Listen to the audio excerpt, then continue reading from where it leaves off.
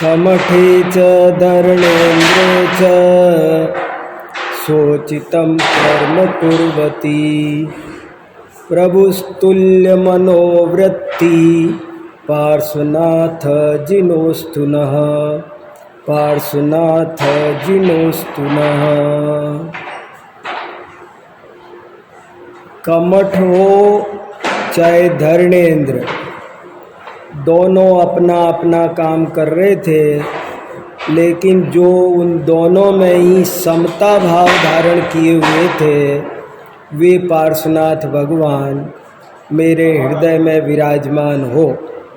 बोलो देवादिदेव 1008 श्री पार्श्वनाथ भगवान की। देखो, आज मैंने आपको आचार्य पूज्यपाद स्वामी ने कुछ महत्वपूर्ण श्लोक लिखे हैं, वो कुछ सुनाने का मन हुआ मेरा। आचार्य पूज्यपाद स्वामी आज से 1500 साल पहले हुए हैं। हमारे अनेक आचार्यों हुए, सबके बारे में अपन सबको थोड़ा थोड़ा ज्ञान होना चाहिए। जैसे अपन को अपने घर के खानदान की बात करते हैं कि नहीं, हमारा खानदान कौन सा, हमारे पिताजी, बाबा, फलाना, दादा, तो ऐसे ही अपने धर्म के जो बड़े बड़े हमारे आचार्य हुए उनका भी अपन को थोड़ा ज्ञान होना जरूरी है। भद्रबाहु आचार्य, कुंद आचार्य, धरसेन आचार्य, पुष्पदंत भूतबली आचार्य, उमा स्वामी आचार्य, समंत भद्र आचार्य, ऐसे आचार्यों के बारे में जरा जरा सा एक एक दो दो लाइन का तो हमको सबको परिचय पता होना ही चाहिए। कोई आपसे पूछे कि पूज्यपाद आचार्य कौन थे, तो अपन को ये थोड़ा सा तो इतना तो पता रहे कि पूज्यपाद आचार्य आज से 1500 साल पहले हुए थे। और उन्होंने एक तो तत्वार्थ सूत्र की टीका लिखी है जिसका नाम है सर्वार्थ सिद्धि। बहुत बढ़िया सुंदर टीका, अद्भुत। उसके अलावा उन्होंने एक इष्टोपदेश नाम का ग्रंथ लिखा है। उसके अलावा एक समाधि तंत्र नाम का ग्रंथ लिखा है। उसके अलावा उन्होंने एक व्याकरण का ग्रंथ लिखा है, संस्कृत व्याकरण, जैनेन्द्र प्रक्रिया। वो भी उनका बहुत बढ़िया विश्व में प्रसिद्ध ग्रंथ है उनका। उसके अलावा उन्होंने कहते हैं कि एक आयुर्वेद का भी कोई ग्रंथ लिखा था जिसके उद्धरण दुनिया भर के आयुर्वेद ग्रंथ जो ये सुनते हैं, चरक संहिता वगैरह, उनमें उनके उद्धरण मिलते हैं। और पूज्यपाद आचार्य इतने महान आचार्य थे कि उनका ओरिजिनल नाम तो था देवनंदी।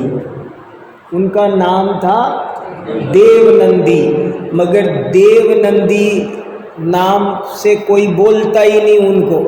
वो इतने ज़्यादा रेस्पेक्टेड हो गए कि सब ने उनको नाम लेने की हिम्मत नहीं हुई किसी में। कैसे इतने बड़े आदमी का अपन नाम बोले? जब आदमी बहुत बड़ा होता है तो उसका नाम नहीं बोला जाता, फिर अपन ऐसे ही बोलते आचार्य श्री, बस नाम नहीं बोलते।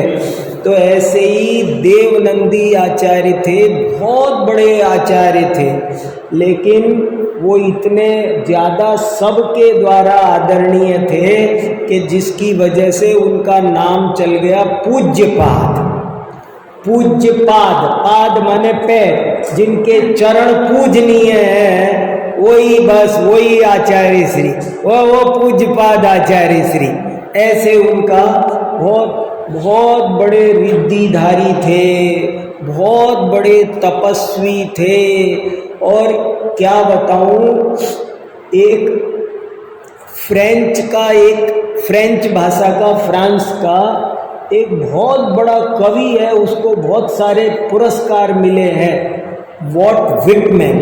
उसको कई तरह के अवार्ड मिले हैं। वॉट विटमैन, उन्होंने पूज्यपाद आचार्य के ग्रंथों को पढ़ पढ़ करके अंग्रेजी में कविताएं लिखी, इनके काव्यों पर कविता लिखी।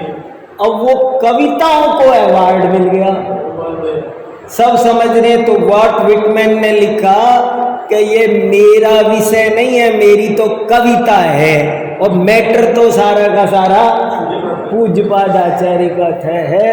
तो इतने बड़े वो आचार्य थे, उनके बारे में अपन को सबको थोड़ा बहुत तो ज्ञान होना ही चाहिए।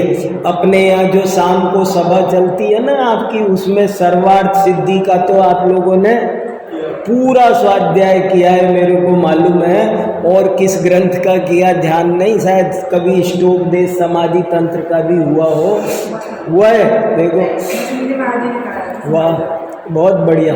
तो ऐसे इन आचार्य का अपने को थोड़ा ज्ञान होना चाहिए। तो ये तो हुई सामान्य बात। पूज्यपाद आचार्य ने इसके अलावा भी छोटी छोटी चीज़ें बहुत लिखी है फुटकर, जिनका कोई रिकॉर्ड ही नहीं है।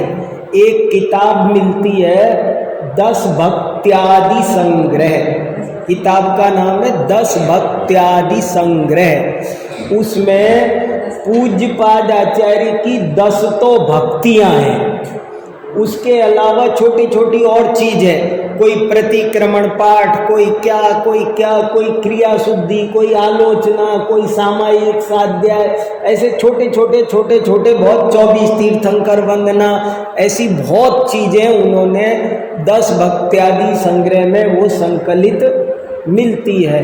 कहने का मतलब ये कि ये इतने बड़े आचार्य थे कि आपको हमें आज बढ़िया अच्छे स्मार्ट क्लासरूम में नए लोगों को बुलाकर पावर पॉइंट से दिखाना चाहिए, बताना चाहिए कि हमारे ये आचार्य थे और इनका ये माल है। लोग देखेंगे तब उनको सब पता चलेगा। तो उन्हीं में से मैंने आज ये 3 श्लोक आपके सामने लेकर आया हूँ, और ये तीनों श्लोक मेरे को तो विद्यानंद महाराज ने दिए हैं। वे बहुत पढ़ते थे, मतलब आप ये समझ लो एक भी दिन ऐसा नहीं था जिस दिन वो ये तीनों श्लोक नहीं पढ़ते हों। खूब पढ़ते थे और बहुत आनंदित होते थे। और आपने मेरे से भी कभी कभी क्योंकि मुझसे भी कहते थे कि सुनाओ इसको, तो मैं उनकी सभा में जब मंगलाचरण करता था तो एक आधा बार मैंने भी इनमें से सुनाए हैं। आपने हो सकता है किसी ने सुने हो, पर ये दोबारा मैंने कहा सबके ध्यान में आने चाहिए। बहुत अच्छे श्लोक है, इसलिए मैं आपको ये सुनाता हूँ। 10 भक्त्यादि संग्रह, 10 भक्त्यादि संग्रह में ये मिलते हैं। भक्ति वगैरह की जो फुटकर रचनाएं हैं ना, उनमें ये पाए जाते हैं। कहाँ है वो मैं ढूंढ के आपको ये एक्यूरेट भी बता सकता हूँ। एक तो कोई वीर भक्ति है 10 भक्ति में, कौन सा है वो मुझे देखना पड़ेगा। और ये जो है ना सबसे पहला वाला शांति भक्ति में है। और ये सारे दुनिया में रोजाना मंदिरों में प्रक्षाल करते समय, शांति पाठ करते समय, विसर्जन करते समय पढ़ाई जाता है। इतना सा फर्क है कि कोई हिंदी में पढ़ता है ज़्यादातर लोग। ये वाला श्लोक जो पहला वाला है ना, इसको ज़्यादातर लोग हिंदी में शास्त्रों का वो पठन सुखदा लाभ सत्संगति का, अपन हिंदी में जो बोलते हैं वो हिंदी वाला आपको, अब मैं आज आपको ओरिजिनल माल दिखा रहा हूँ। आप लोकल तो रोज देखते हो, तो वो ओरिजिनल ये चीज़ है। आज डॉक्टर साहब नहीं आए क्या, DC जैन साहब? कोई बात नहीं, देखो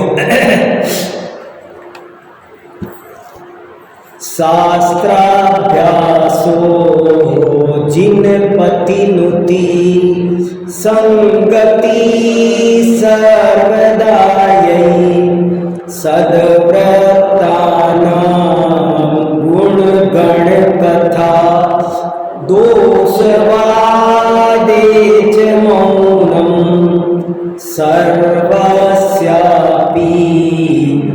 प्रिय हित बचो भावना चात्म तत्वे संपद्यन्ता मम भव भवे यावदेते प्रवर्ग। ये श्लोक मैं आपके लिए अपने हाथ से टाइप करके लाया हूँ, और इसलिए टाइप करके लाया हूँ खुद कि मेरे को कई किताबों में मैंने देखा तो अशुद्धियाँ मिली बहुत, तो मैंने कहा मैं कहाँ तक ठीक कराता फिरूंगा, तो मैंने उनको बढ़िया से लिख के अपने हाथ से टाइप करके कंप्यूटर पे बैठ के उसका हिंदी अर्थ लिख के और ये बढ़िया से प्रिंट निकलवा के मैंने कहा सबके हाथ में होंगे। अब मैं ये नहीं लाता तो भी आपको आनंद नहीं आता, मैं ही पढ़ता रहता। आपके हाथ में होना चाहिए, आपको ये विश्वास होना चाहिए कि जो मैं कह रहा हूँ वो वही बात है। मैं मेरे मन से, आप यहाँ जिनवाणी सुनने बैठे हो कि मनमानी? मेरी मनमानी सुनाऊं तो सुन लोगे? नहीं, सब जिनवाणी सुनने बैठे हैं। तो जिनवाणी सुनना है तो जिनवाणी में होना चाहिए ना ये बात, इसलिए ये लेके आया हूं। देखो पूज्यपाद, हेडिंग क्या डाला मैंने? हेडिंग डाला है पूज्यपाद स्वामी की हार्दिक भावना। हार्दिक माने अपन अपनी ठेठ भाषा में बोलो तो दिली ख्वाहिश। जैसे अपन कुछ भी पूछे, मैं पूछूं सुदेश जी आपको क्या क्या चाहिए, तो छोटी छोटी बात बोल देंगे, मेरे को ये वाली टेबल चाहिए। फिर मैं पूछूंगा नहीं आप ऐसी बताओ जो जिंदगी की खास आपकी इच्छा हो। आप अपने मन की ऐसी बात आज मेरे से कह दो कि जो जिंदगी की खास इच्छा हो आपकी, क्या चाहते हो। ये तो समझ गया छोटी सी बात के ये रुमाल है, ये नहीं, दिली ख्वाहिश क्या है। तो पूज्यपाद भगवान से, आचार्य से भी किसी ने पूछा कि आपकी दिल की इच्छा बता दो आज, तो वो दिल की इच्छा बता रहे, मेरे दिल की इच्छा बता रहा हूं मैं। बोले कुछ हो या ना हो पर क्या चाहिए मेरे को। तो देखो वो क्या कह रहे, और भगवान से कह रहे। ये तीनों श्लोक भगवान के सामने पढ़ने के हैं। वे भगवान से कह रहे हैं कि भगवान मेरे को क्या चाहिए। अब आप भी सोच लो, कोई महावीर जी जाता है, कोई तिजारा, कोई पदमपुरा, तो अपन भगवान से क्या चाहिए, क्या चाहिए सोचना। दुनिया क्या क्या मांगती है, मैं बताना नहीं चाहता कुछ भी, क्या फायदा बताने से। क्या क्या मांगते हैं, उटपटांग चीजें मांगते हैं। जो महावीर भगवान खुद ब्रह्मचारी हैं, उनसे कहते हैं हमको बेटा दे दो। क्या, पर ये कह रहे मुझको क्या चाहिए। तो देखो वो क्या कह रहे, क्या चाहिए मुझको। तो बोले मुझे पहले नंबर पर चाहिए शास्त्राभ्यास हो। हे भगवान, मेरी जिंदगी में एक भी दिन ऐसा नहीं जाना चाहिए कि जिस दिन मैं थोड़ी सी देर स्वाध्याय नहीं करूं। पहली इच्छा, कुछ भी होने दो, चाहे कोरोना फैले, चाहे कुछ हो, आंधी आए, तूफान आए, भूकंप आए, कुछ आए, जो आता हो सो आता हो, चाहे घर में बेटा बेटी की शादी हो, पर मेरा स्वाध्याय छूटना नहीं चाहिए। कितनी बड़ी बात, अपन छोटी छोटी बात के लिए छोड़ देते हैं। अपन जरा जरा सी बात आ जाए ना, कोई भी, आज क्यों नहीं स्वाध्याय किया, ऐसे ही नहीं किया, आज कुछ मन सा नहीं लग रहा था, गर्मी सी लग रही थी, ऐसे ही नहीं किया। और ये क्या कह रहे हैं कि कितनी भी बड़ी दिक्कत आए, पर स्वाध्याय के बिना तो एक भी सूरज छिपना, मेरी जिंदगी का एक भी सूरज स्वाध्याय के बिना छिपना नहीं चाहिए। भगवान से ये मांग रहे। कभी ऐसी दिली इच्छा अपनी हुई, सोचो। देखो क्या कह रहे, पहली इच्छा शास्त्राभ्यासो। दूसरी इच्छा जिन पति नुति, और रोजाना मैं, हे भगवान, जिनपति माने जिनेंद्र भगवान, मैं रोजाना भगवान को नमस्कार जरूर करूं। डेली मेरे भक्ति पूजा स्तुति जरा सी हो जाए, ज्यादा कम की सवाल नहीं है, पर होना चाहिए। बड़े महाराज जी कहते थे ना, कितनी बार अमृत घड़ा भर के पीने की जरूरत नहीं है, एक चम्मच भी पियो तो फायदा करेगा। तो जरूरी नहीं कि भाई मैं 4 घंटे पूजा में बैठ पाऊं, कोई बात नहीं, पर 4 मिनट तो बैठो। 24 घंटे में 24 मिनट तो ये काम करूं। तो पहला काम हुआ स्वाध्याय, और दूसरा काम हुआ भक्ति, भजन, पूजन, देव दर्शन, कुछ भी कह दो। जिनपति नुति का मीनिंग लगा लो। मैं इस बात को ऐसे कहता रहता हूं, कभी आपने सुना होगा, मैं ऐसे कहता हूं कि भाई एक प्रतिज्ञा करो सब लोग, भजन बिना भोजन नहीं, स्वाध्याय बिना शयन नहीं। मेरे से कोई पूछे ना, हमको कोई नियम दे दो, तो मैं ये नियम देता हूं, और नियम देने की बजाय कि ये नियम लो, भजन बिना भोजन नहीं और स्वाध्याय बिना शयन नहीं।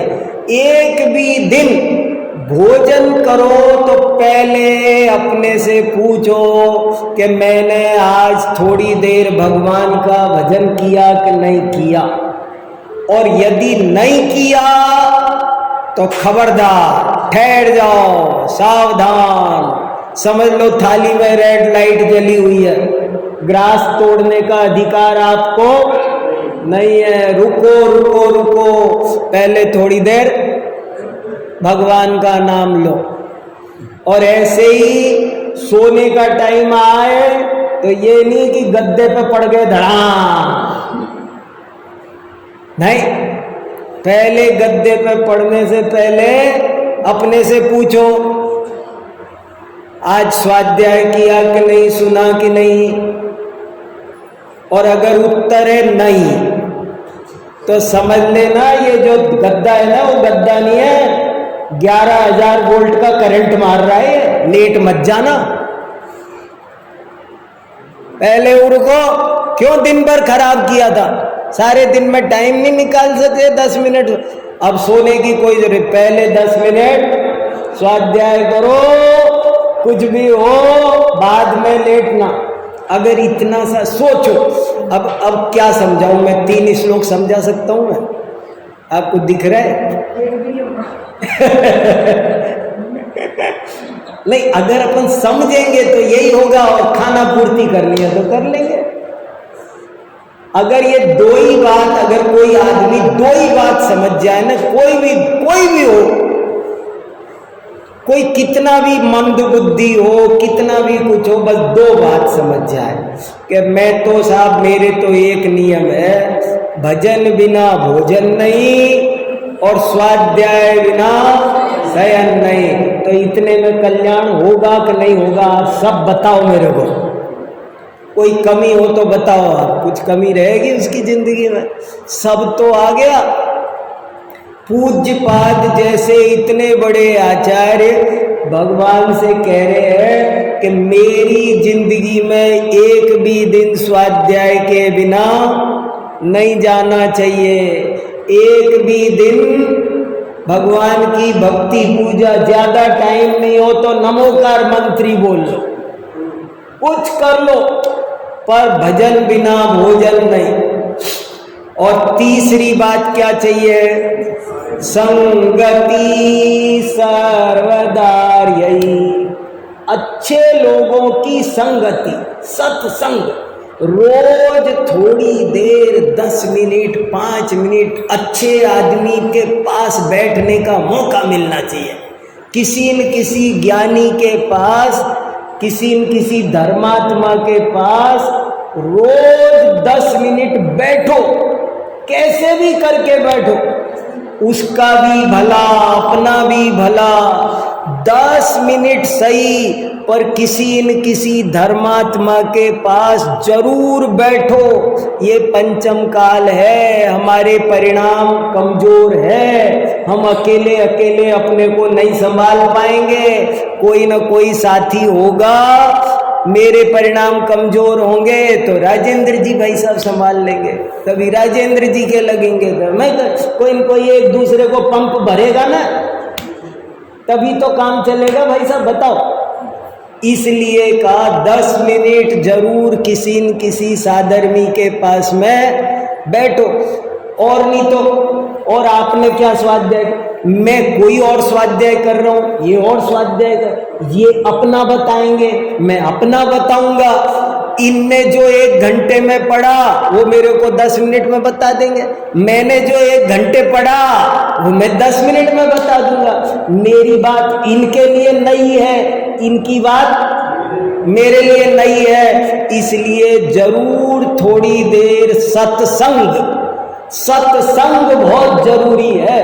सत्संग स्वर्गवास, सत्संग में जो रहे वो समझ लेना स्वर्गों में है, वो विदेह क्षेत्र में है। जगह से कोई बुरी अच्छी बुरी जगह नहीं होती, जहां सत्संग मिल जाए वो स्वर्ग है, और जहां असत्संग मिल जाए, कुसंगति मिल जाए, वो नरक है। और क्या नरक स्वर्ग है। इसलिए जरूर थोड़ी देर सत्संगति भी होना, कैसे भी करके थोड़ी देर सत्संग। ये स्वाध्याय सभा वगैरह क्या है, ये सत्संग है, ये इसमें सब काम हो रहे हैं। अभी अपन कितने का, यहाँ अपन एक स्वाध्याय में आ गए तो अपन में शास्त्राभ्यास हो, जिनपति नुति संगति, एक शास्त्र सभा में एक में सब काम हो जाएंगे। वो कहते हैं ना, एक में ही, एक पैक में ही पैकेज है पूरा, ऑल इन वन। कितनी बड़ी बात है बताओ, कितनी अच्छी लाइन है, कितनी अच्छी बात। क्या मांगा भगवान ने, बताओ भगवान से क्या मांगा, क्या मांगा बताओ। अपन कहते हैं ना, जाचऊं नहीं सुरवास पुनि, नर राज परिजन साथ जी, बुध जाचऊं तुम भक्ति भव भव, दीजिए शिवनाथ जी। क्या मांगा बताओ, क्या मांगा। मुझे स्वर्ग नहीं चाहिए, जाचऊं नहीं सुरवास पुनि, स्वर्ग भी ठुकरा दिया। कैसे, अपन कितने सारे भजन देख लो, जग के दुख की तो परवाह नहीं है, स्वर्ग सुख की भी चाह नहीं है।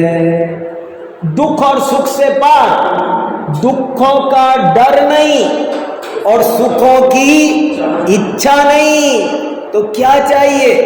मेटो जामन मरण होवे ऐसा यतन, पारस प्यारा, मेटो मेटो जी संकट हमारा।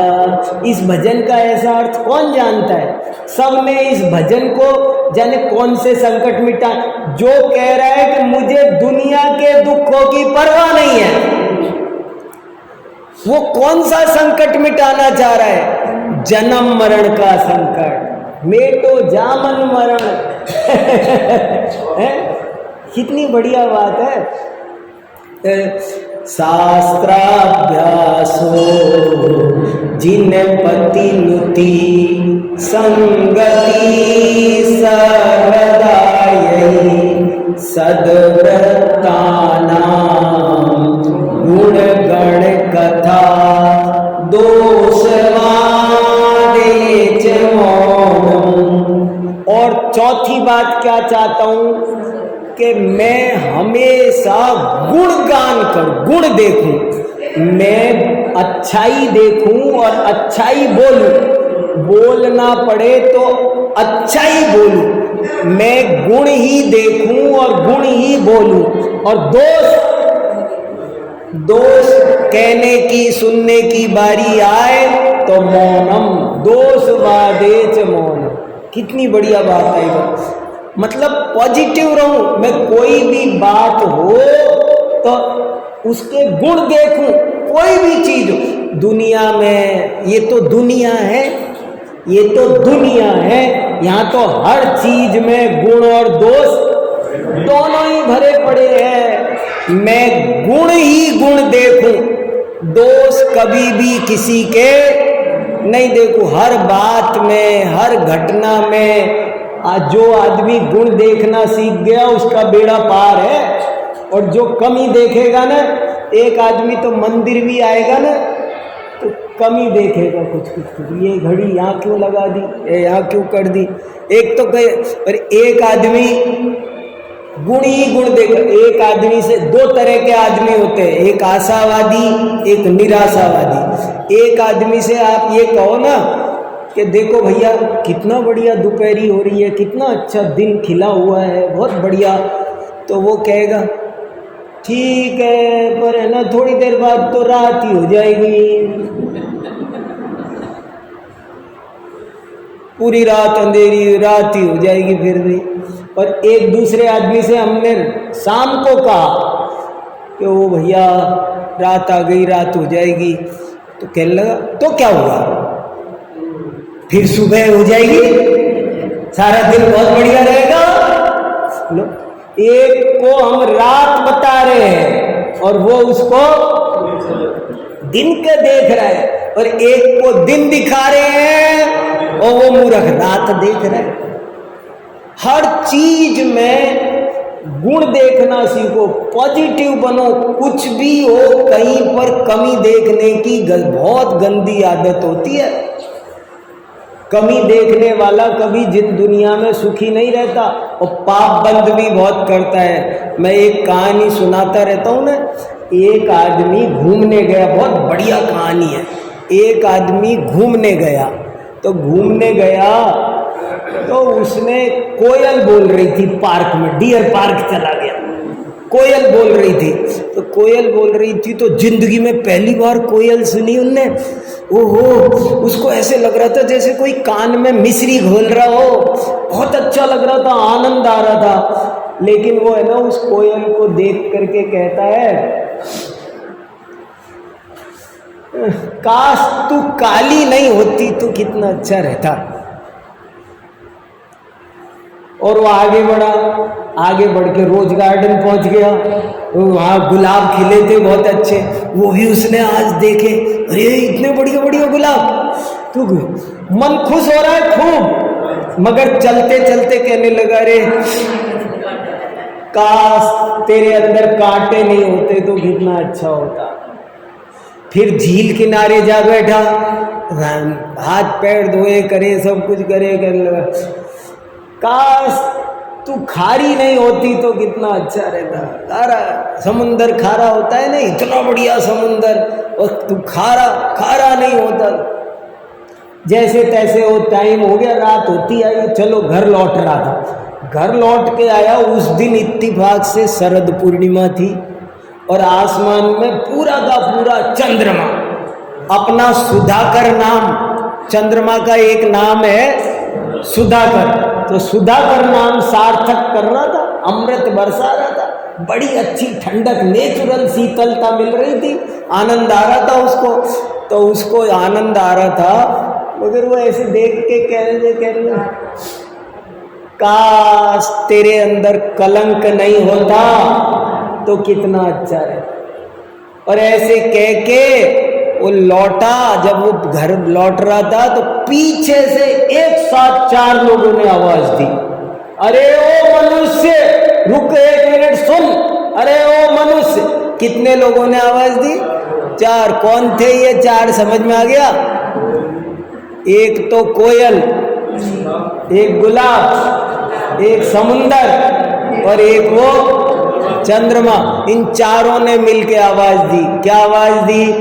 अरे ओ मनुष्य, अरे ओ सृष्टि के सुंदरतम प्राणी, अरे वो 84 लाख योनियों में दी बेस्ट, 84 लाख योनियों में दी बेस्ट। अरे ओ मनुष्य, तू कितना बढ़िया है रे, कितना बढ़िया है रे, पर काश तेरे अंदर ये कमी देखने की आदत नहीं होती तो कितना बढ़िया होता, तू साक्षात भगवान होता, तू साक्षात भगवान होता, तेरे में कमी देखने की आदत नहीं होती। ये कमी देखने की आदत है ना, ये बहुत बीमारी है, ये गंदी। जैसे बुखार जुकाम का इलाज कराते हैं ना, ऐसे इसका इलाज कराना चाहिए। तो इसलिए कहा कि मैं कभी भी दोष बोलने में, वो कह रहे मैं कभी किसी के दोष ना बोलूं और क्या करूं, सर्वस्यापि प्रिय हित वचो भावना तत्वे। और मैं जब भी बोलूं, किसी से भी बोलूं, कभी या तो मौन रखूं और बोलूं तो अच्छे वचन बोलो, या तो मौन रहो और बोलो तो सही बोलो। ये नहीं बोलना चलेगा मगर गलत बोलना। ऐसे ही संगति के बारे में है, कोई संगति ना मिले तो चलेगा पर कुसंगति नहीं मिलनी चाहिए। वो शांति सागर महाराज कहते थे, बोले गौशाला खाली रहे तो चलेगा पर मरखनी गाय नहीं चाहिए। गौशाला खाली रहे। और संगति के बारे में और एक वो बहुत अच्छी बात कहते थे, बोले देखो ये अंगूठी में नग लगाते हैं नहीं, अंगूठी में नग, तो अंगूठी होती है सोने की और उसमें नग लगाते हैं। तो नग किस में लगाते हैं, लोहे में, सोने में। तो तुमको भी नग बनना हो तो सोने जैसे लोगों के बीच बैठो, जो सोने से गिरेगा वो नग बनेगा, लोहे से गिरेगा तो नग नहीं बनेगा। इसलिए अच्छी संगति बहुत जरूरी है जिंदगी में। कुसंगति से लाखों लोग बर्बाद हो रहे हैं। नए नए बच्चे कहाँ पढ़ने जाते हैं और कुसंगति मिल जाती है। एक कुसंगति सारी जिंदगी बर्बाद करने के लिए काफी है। और एक क्षणमपि सज्जन संगति रेखा, ऐसे ही किसी को क्षण भर अच्छी संगति मिल जाए तो वो तिर जाता है उससे। इसलिए तो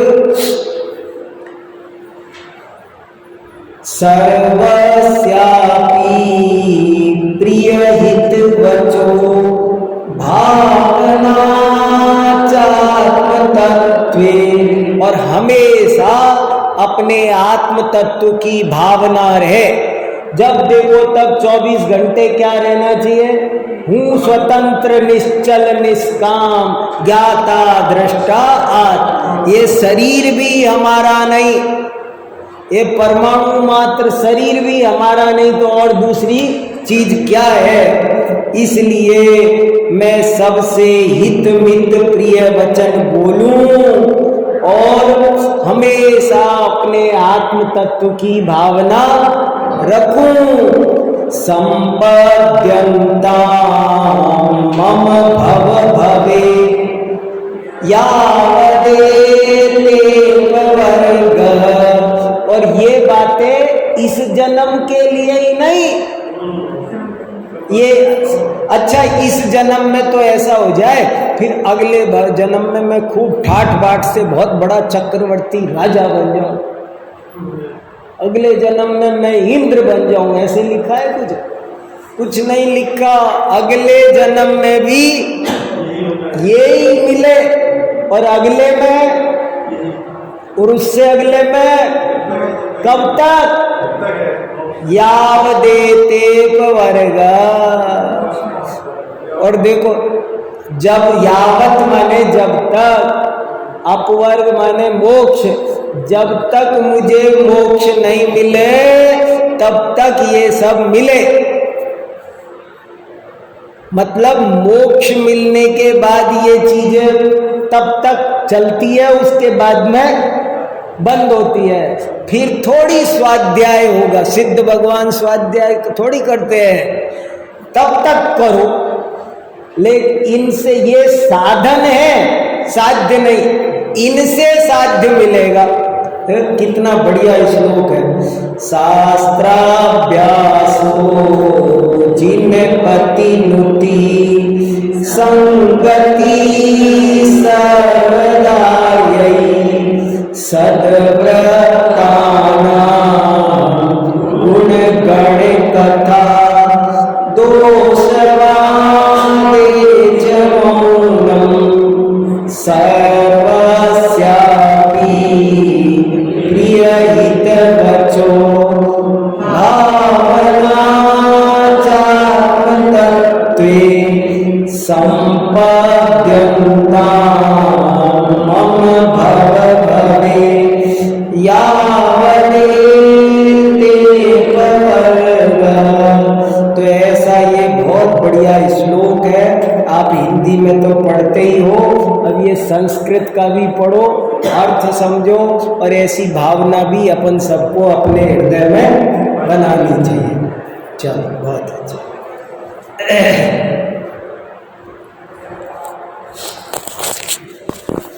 ठीक है।